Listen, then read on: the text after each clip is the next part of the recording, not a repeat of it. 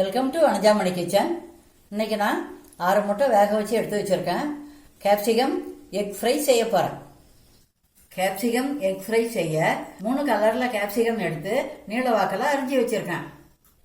வேக வச்ச முட்டைய மஞ்சள் கருவை எடுத்துட்டு 8 துண்டு வர்ற மாதிரி நீள வாக்கில் அரிஞ்சு வச்சிருக்கேன். கேப்சிகம் எக் ஃப்ரை செய்ய தேவையான பொருட்கள். கேப்சிகம் எக் ஃப்ரை எப்படி செய்யறதுன்னு பார்க்கலாம் வாங்க. கேப்சிகம் எக் ஃப்ரை செய்ய ஸ்டவ் ஏற்றிட்டேன். பான் காயுது. 4 ஸ்பூன் எண்ணெய் போட்டுக்கிறேன். எண்ணெய் காஞ்சிடுது.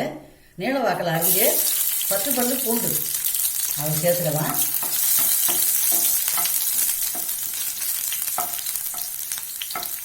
ஒரு 10 செகண்ட் வதக்குவோம்.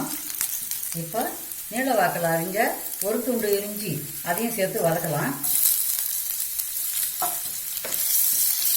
அடுப்பை மீடியம் ஃப்ளேமில் வச்சுக்கலாம். இப்போ ஒரே ஒரு பச்சை மிளகாய் நீள வாக்கில் அரிஞ்சது அதையும் சேர்த்துக்கலாம். இதெல்லாம் வதங்க கொஞ்சம் தூள் உப்பு. 2 பெரிய வெங்காயம் நீள வாக்கில் அரிஞ்சது அதையும் சேர்த்துக்கலாம். வெங்காயம் சேர்த்து ஒரு நிமிஷம் வதக்கணும்.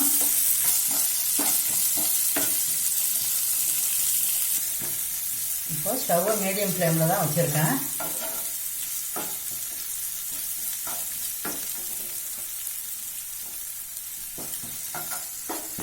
இந்த டிஷ் செய்யறதுக்கு இது போல் எல்லாமே நீள வாக்கில் அரிஞ்சு வச்சாதான் சாப்பிட நல்லாயிருக்கும், டேஸ்ட்டாகவும் இருக்கும்.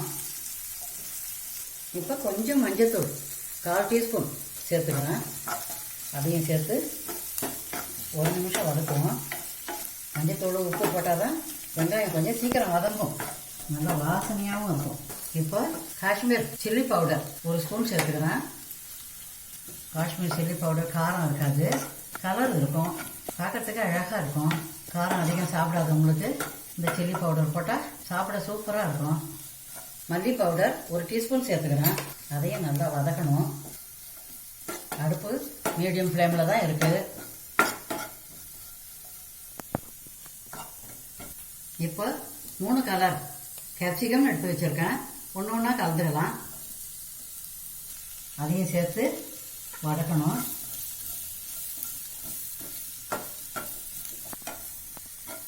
இப்போ கொஞ்சம் தீயை அதிகப்படுத்திக்கலாம். எல்லாமே ஈரப்பொருளாக இருக்கிறதுனால இப்போ கொஞ்சம் தீயை அதிகப்படுத்திக்கணும். இதுபோல் தீயை ஏற்றி இறக்கி வச்சு செய்தால் தான் நம்ம செய்கிற டிஷ்ஷு நல்லாயிருக்கும். இப்போ மீடியம் ஃப்ளேமில் வச்சுக்கிறேன்.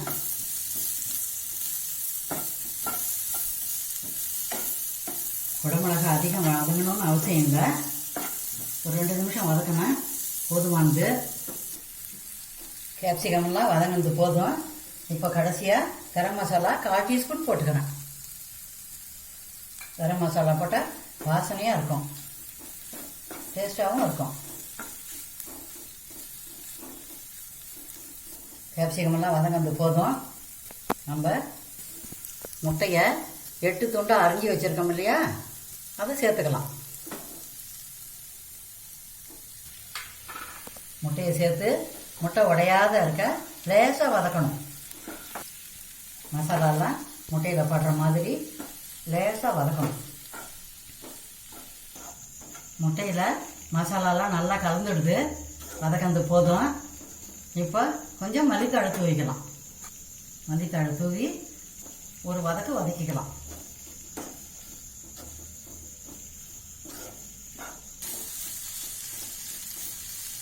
மல்லித்தழை போட்டு வதக்கியாச்சு. இப்போ கொஞ்சம் ஸ்ப்ரிங் ஆனியன் சேர்த்துக்கலாம்.